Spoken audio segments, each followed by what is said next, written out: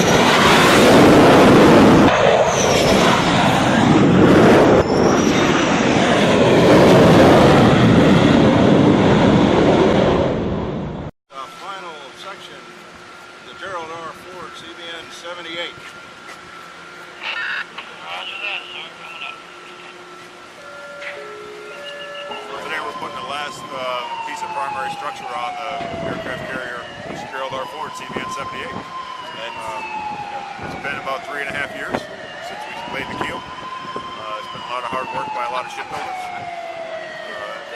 We take a lot of pride in what we do, doing it well and doing it safely. And real pleased to take a moment today to recognize what everybody's done today and put the last piece on it. And what is the last piece? The last piece is actually a very small 66-ton superlift. It picks up the forward end of number 4 catapult. It goes from gallery deck to flight deck, and it's actually pretty easy to put together. A couple of weeks, maybe 4 or so, we'll have this all welded together and be ready to start working on the whole thing. It's amazing. This is my first experience with this. I don't know, all this hard work that everybody's put in, it's nice to see it all get put together, It's a success. It's amazing how they come together, it's like a puzzle. You're putting a puzzle together, and when it's put together, you look at all this steel and how she floats. It's amazing. But it takes teamwork, just like a basketball team. Everybody got to do their part in order for it to work. We know what the boat it stands for and the quality that New put into it. It's a privilege just to be able to see this put together and get done and finished. And just looking forward to see it float.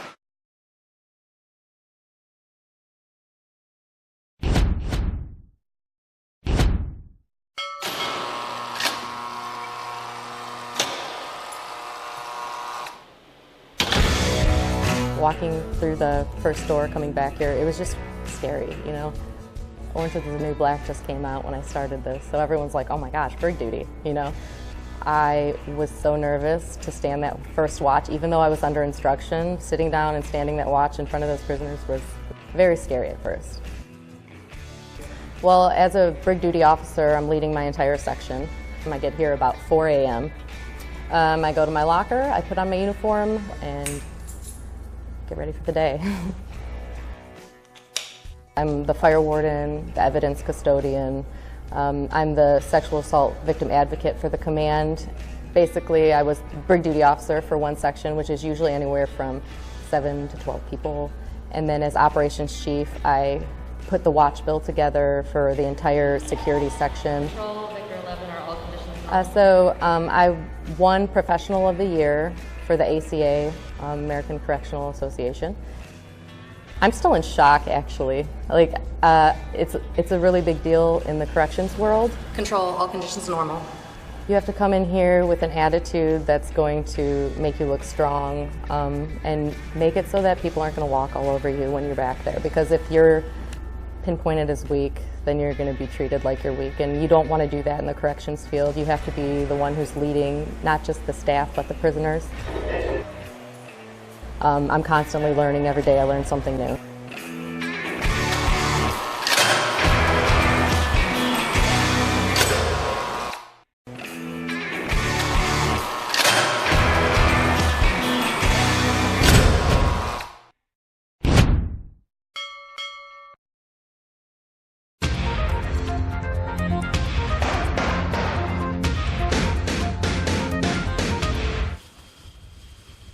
After spending 6 months embarked aboard USS George Washington, Carrier Air Wing 5 departed for their home port of Naval Air Facility at Sugi.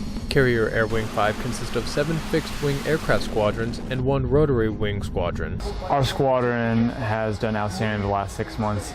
Our ATs have been able to get our jets from a status where we were able to go flying all the time to now a status that we are fully mission capable. While underway, Carrier Air Wing 5 accumulated thousands of flight hours, sorties, and traps, while performing in numerous exercises and operations including Valiant Shield, flying with the Royal Malaysian Air Force, and Keen Sword. For USS George Washington, I'm Petty Officer Sean Lamar.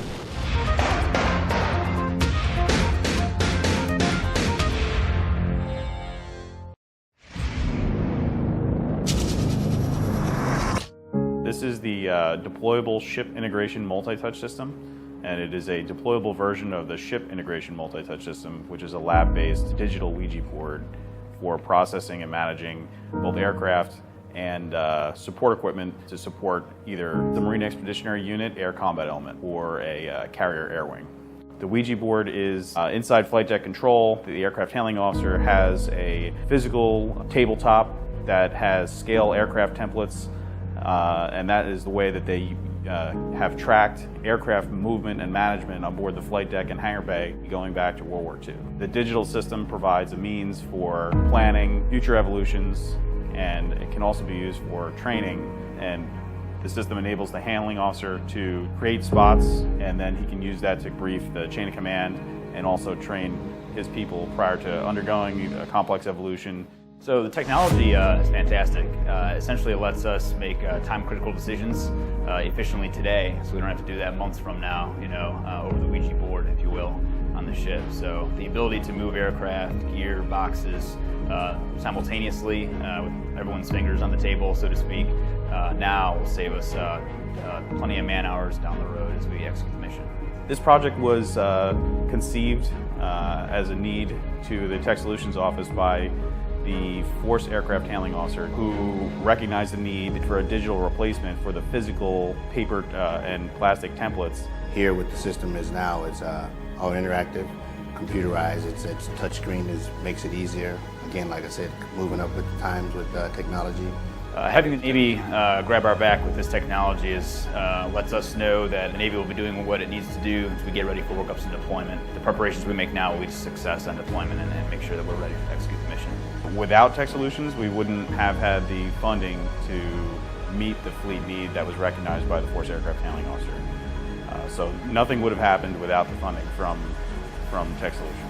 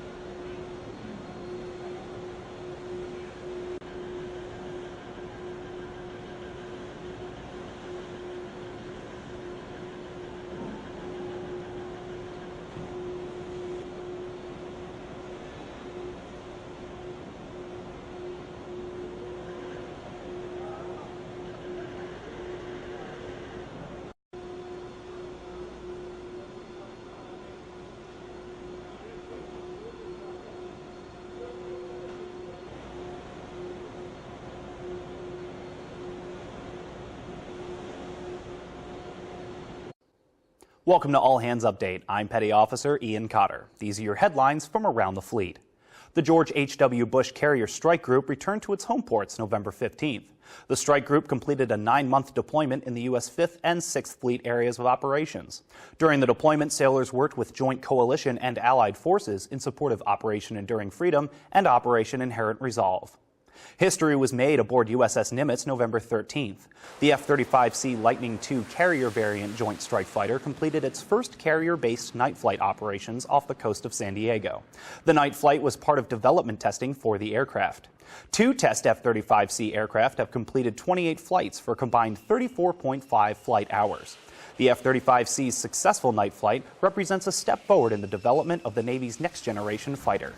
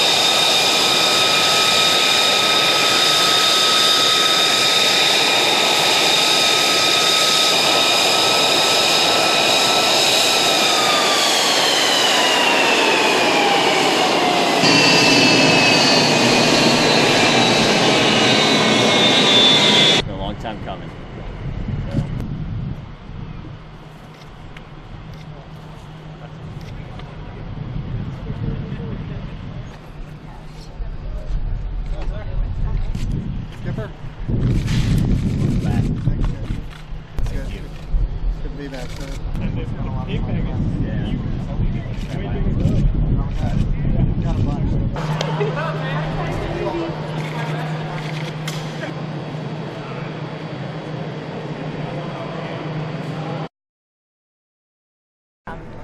Flight was great. The jet handled beautifully. The weather was gorgeous. We got a lot of great shots going down Pensacola, the cradle of naval aviation, and coming in here into Eglin. The weather was beautiful. Couldn't ask for a better flight.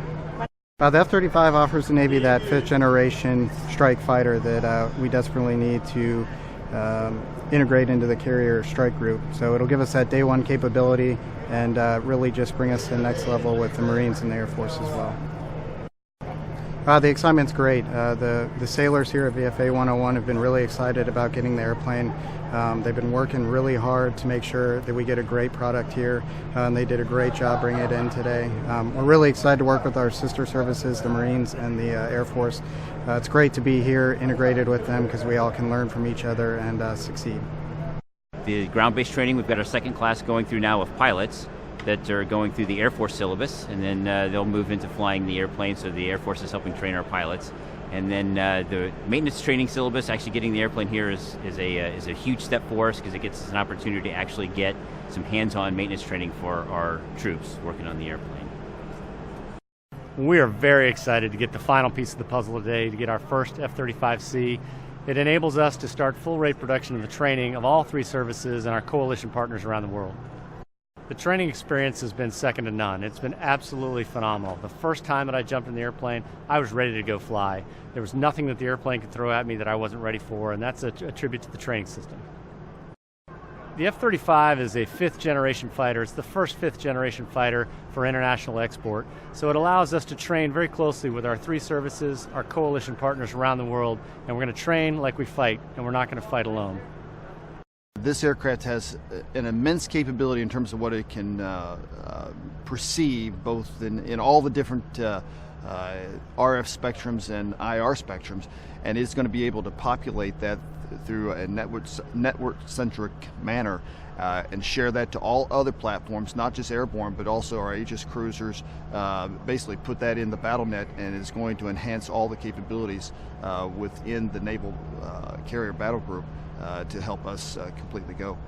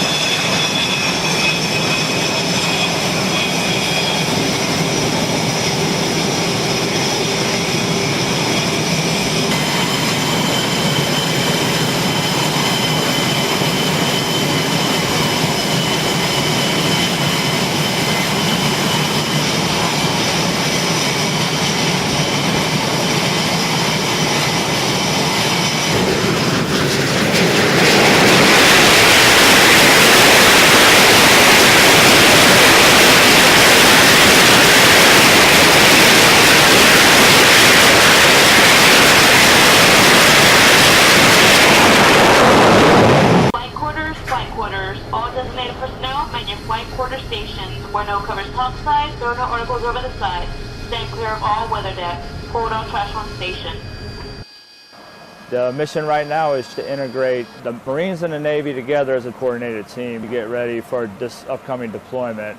We are working as a ship with the 26 MEU as far as with Comp 2X and getting everything ready to deploy. The 26 MEU currently consists of 8 B-22 Osprey aircraft, 2 H-53 Sea Stallions, 5 AV-8 Harriers. We also on board have our search and rescue team from HFC 28.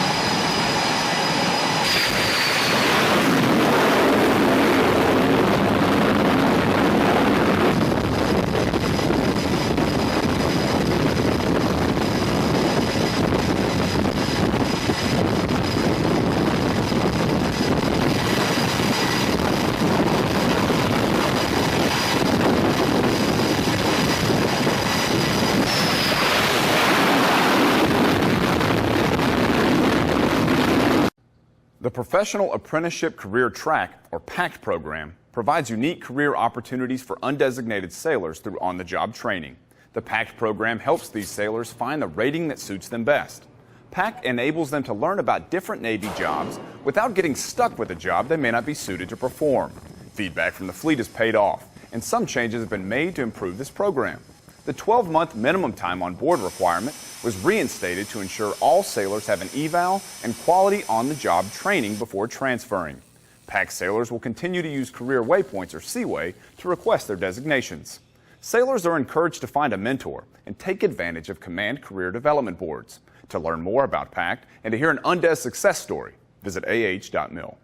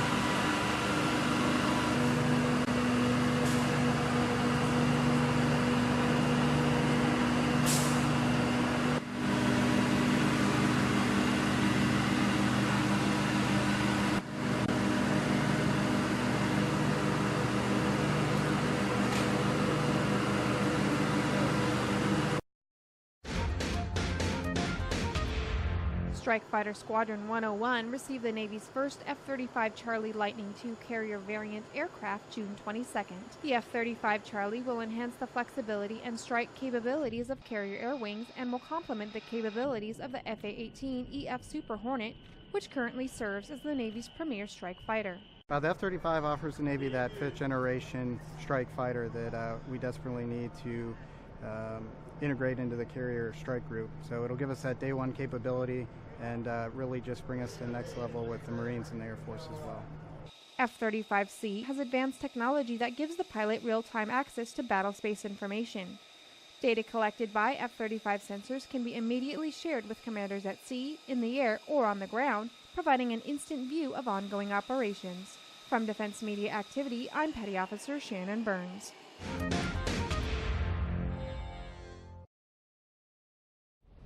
Yokosuka Naval Base is home to some of the oldest dry docks in the world, much like the one right here behind me. And after 140 years, these 19th century French-style dry docks are still being used today by the U.S. Navy and Japan Maritime Self-Defense Force as they bring in the ship for regular scheduled maintenance. The obvious first step to getting a ship into the dry dock is flooding the dock. This is a relatively quick process, taking about an hour to get the water to the proper level. Once filled, it's time to remove the barrier called a caisson, then the real work begins. For today's evolution, we got a chance to dock one of the JMSDF ships Suma. It is a big evolution, it takes all day. We have a very large qualified watch team that consists of U.S. Navy and our Japanese workforce. Everybody works together. Everybody has to be on point and ready to react quickly to make sure that the ship stays safe.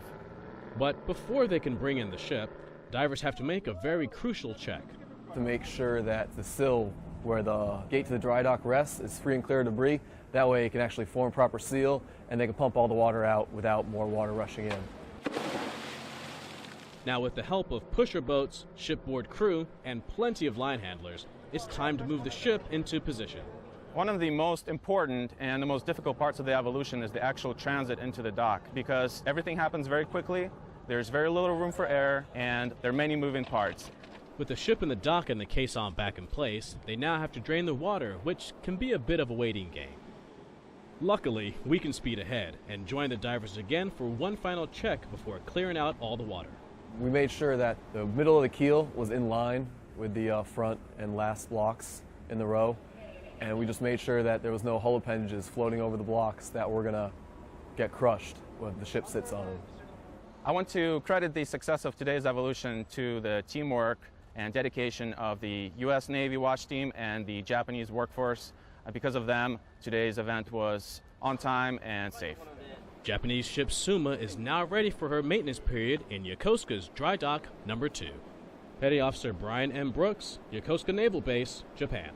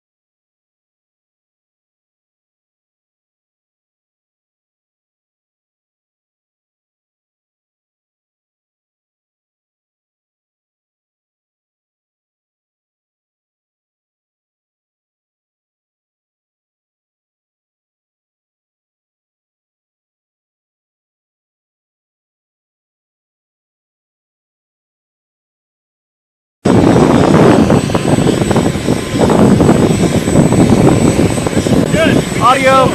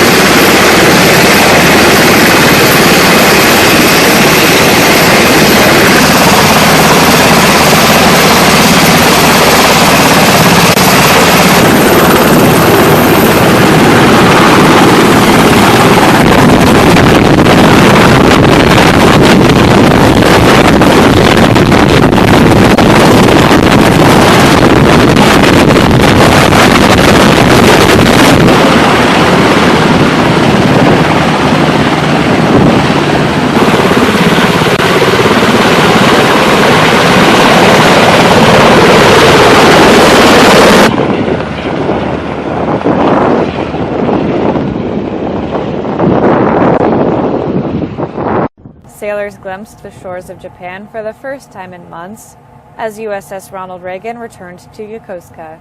While on patrol, Ronald Reagan completed exercises Valiant Shield, Invincible Spirit, and Keen Sword 2016. Exercises designed to enhance combat readiness and interoperability with partners in the region. We know that we make a big difference out here day to day in world events. It's not just the idea that we are operating out here as a Navy. So to operate with our allies and influence world events through our presence in deterrence and our ability to respond is outstanding. So I'm extremely proud of the efforts of the crew, their ability to cope in a really fast-paced schedule of operations, and we continue to excel. For USS Ronald Reagan, I'm Petty Officer Adrian Powers.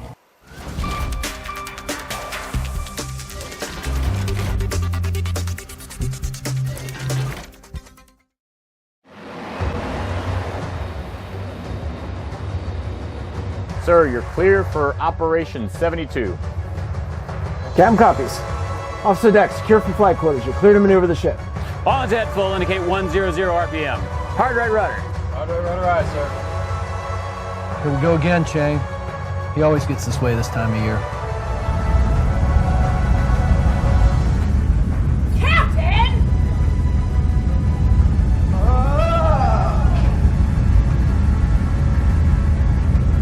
More speed! We're giving it all she's got, Captain!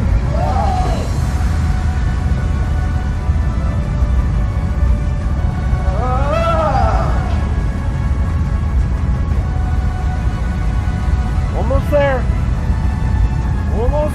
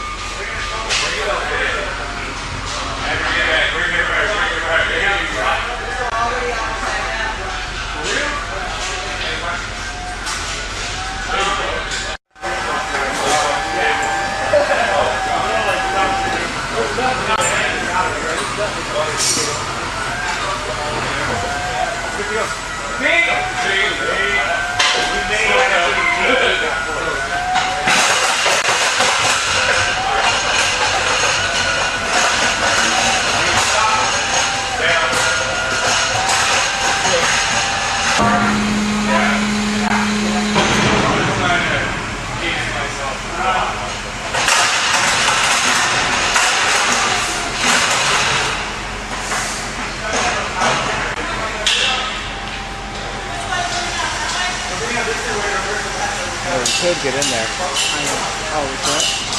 Well, I mean, like, I'm gonna go get a photo, and then we do the jack, and we go like you pump the jack and let it do up.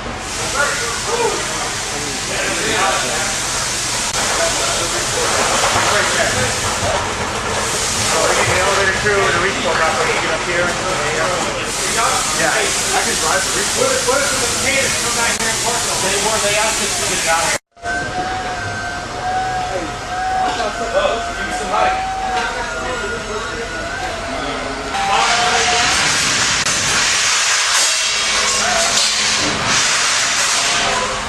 Bring it back, bring it back.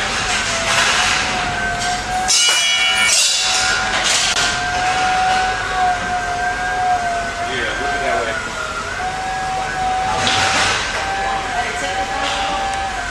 Yeah.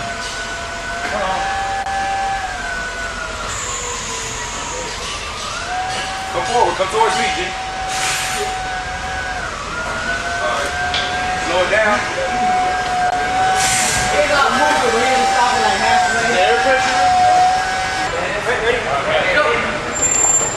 Early chopper watch release. Nothing service will be on the ship's chapel.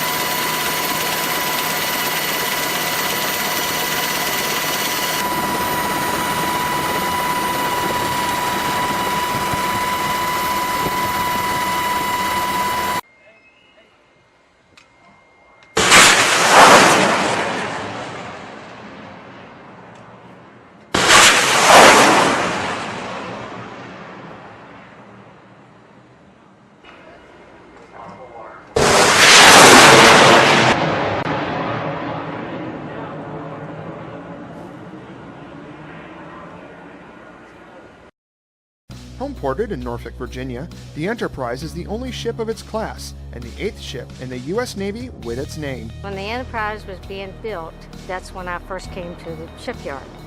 And my first project was the Enterprise. And ever since then, I've been working on the Enterprise. The nickname Big E was handed down from the famous Enterprise which sailed overseas during World War II. Yeah, it's the #1 ship in the Navy, there's no doubt about it. So it's a magic name. Enterprise is the standard for excellence in the Navy. When built, Enterprise was the longest vessel in the world at 1,100 feet, and the only carrier to be built with more than 2 nuclear reactors. It was built with 8. I was up on the bridge And the supply officer came with his little book of custody chips, like you sign for a typewriter. And I signed 8 times, 1 time for each nuclear reactor. So that's when it hit home. I owned 8 nuclear reactors. These reactors allowed Enterprise and other nuclear ships to travel throughout the world without refueling. Well, being the first nuclear powered, it just meant everything. I knew it was a whole new world. Soon after its commissioning, Enterprise deployed on its first mission, February 20th, 1962. It served as a tracking and measuring station for the United States' first orbital spaceflight named Friendship 7. Also in 1962, Enterprise participated in the naval and air blockade of Cuba during the Cuban Missile Crisis. All ships of any kind bound to Cuba, from whatever nation or port, where they're found to contain cargoes of offensive weapons, be turned back. In 1964, Enterprise joined USS Long Beach and USS Bainbridge, creating the world's first nuclear-powered task force, and made a historic voyage around the world. More than 30,000 miles in 65 days without a single replenishment. Renewed hostile actions against United States ships on the high seas in the Gulf of Tonkin have today required me to order the military forces of the United States to take action in reply. Enterprise was in the middle of most of the Vietnam War. We were in the Gulf of Tonkin, in the Indian Ocean. We were there for the bombing of Hanoi by the B-52s when the ceasefire took place. We were the only nuclear-powered carrier at that time, and the only one in Vietnam. As the Vietnam conflict started to wind down, Enterprise participated in several firsts. In September 1974, the Big E became the first carrier to deploy the F-14 Tomcat fighter plane. The F-14 would be the mainstay of U.S. naval carrier-based aviation until 2006. In April 1986, Enterprise became the first nuclear-powered aircraft carrier to transit the Suez Canal. Over the following 25 years, Enterprise would perform in Operation Classic Resolve, Operation Desert Fox, Operation Iraqi Freedom, and Operation Enduring Freedom. She was young and lively when I was on board. Frisky. She was 10. We thought that was fairly old, or a medium age for a carrier. Little did we envision she'd be around 40 more years. You have to understand, this ship was really designed to last about 25 or 30 years, with really no intention of keeping it more than about 20. With one more deployment on the horizon for Enterprise scheduled in early 2012, it will be deactivated soon after returning to its home port at the venerable age of 51. Well, the reason the ship was able to last that long was the work and the faithful service of the sailors that kept the ship running that long. And so I'm as proud of that as anything. Well, I always like to finish up my first project. My first project was the Enterprise. So it would be a thrill for me, to work it all the way through. The legacy is long and proud. We would hope that after our inactivation and decommissioning, that one of the future aircraft carriers would also bear the name USS Enterprise. She's still number one. She always will be, and the name is magic. And I hope we have another Enterprise carrier in the years to come. I don't know whether we will because they name carriers after people now, but they might, because she is special.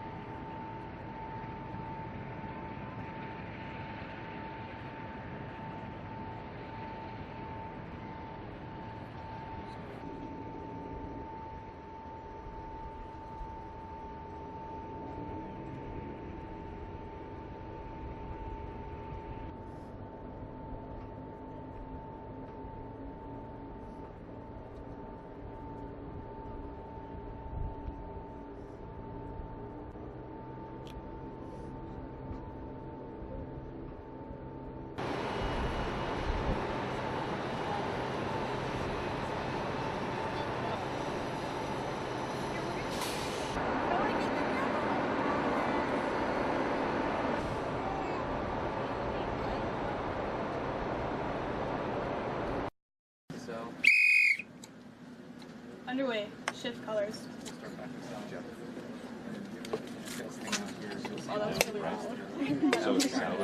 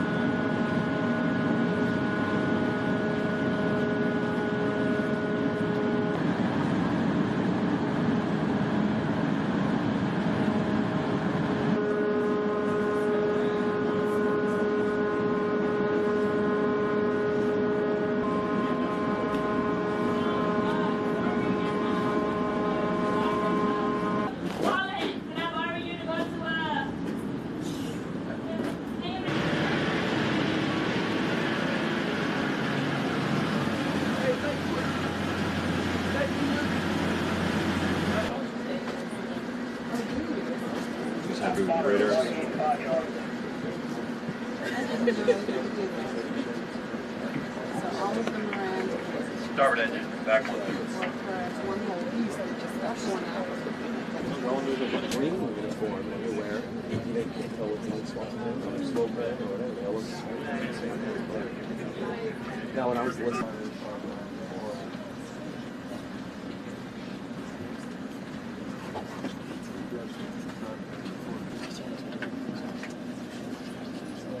County altimeters left 30 degrees, moving course given, sir. Very well. Third, sir. Very well. Does either one of y'all have someplace urgent to be? When you get clear.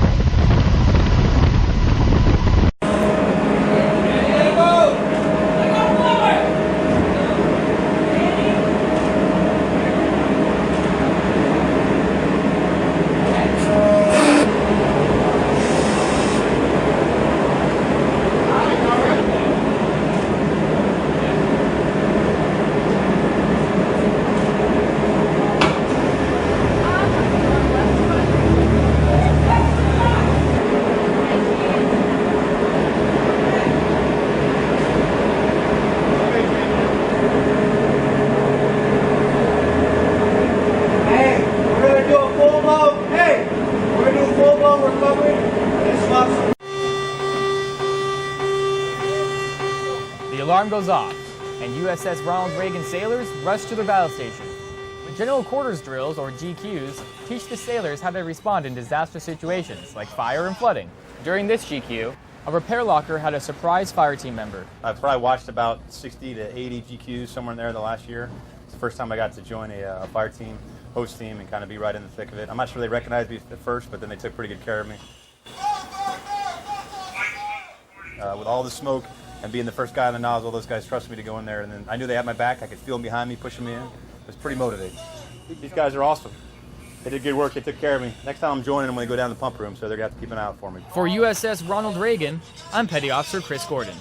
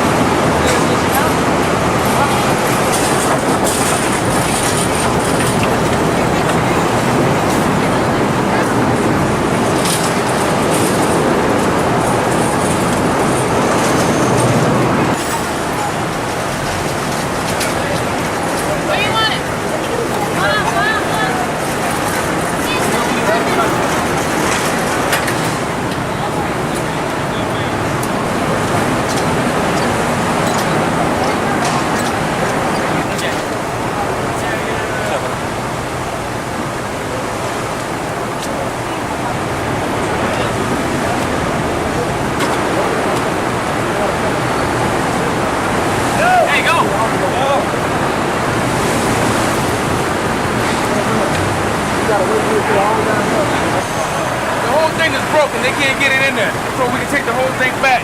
Go to the second pallet. Go for a second.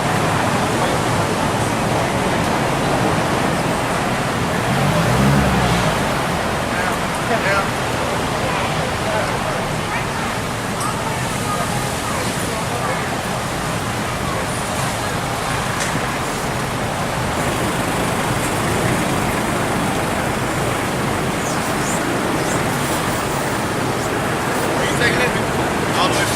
Yeah, on the end, happy.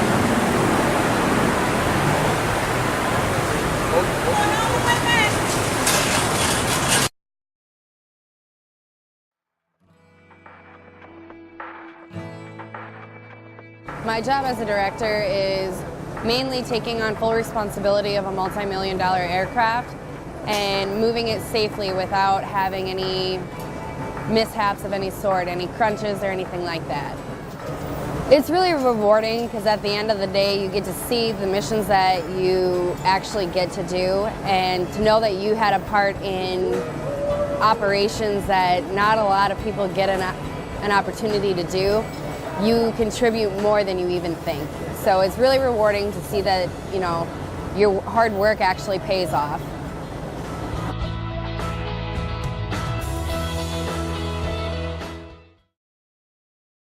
Welcome to All Hands Update. I'm Petty Officer Jonathan Pancaw. These are your headlines from around the fleet. The Navy's unmanned X-47B returned to carrier operations aboard USS Theodore Roosevelt August 17th for a series of tests. This test period focuses on perfecting flight deck operations and performing maneuvers with manned aircraft in a flight pattern. The X-47B will remain underway with Theodore Roosevelt and will continue to fly with the Air Wing's FA-18s. 2 junior officers from the Royal Australian Navy received in-depth shipboard training aboard the U.S. 7th Fleet flagship USS Blue Ridge July 28th through August 14th. Both officers lived and trained alongside Blue Ridge crew members and a group of midshipmen from the U.S. Naval Academy. Training opportunities like this allow the U.S. and its allies to establish productive Navy-to-Navy relationships.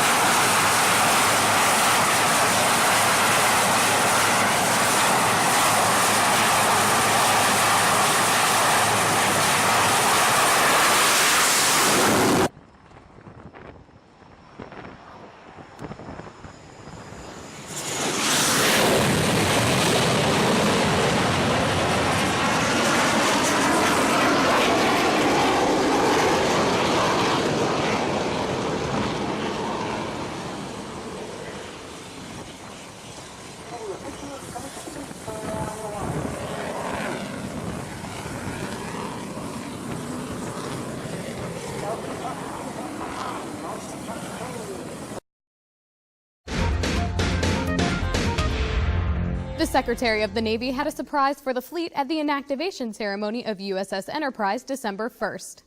The work of the name Enterprise is not done. Rarely has our fleet been without a ship bearing the name Enterprise since the beginnings of our Navy. And because of that, this decommissioning ceremony is even more poignant. Now, there's nothing I can do about this retirement and about the name Enterprise leaving the fleet today.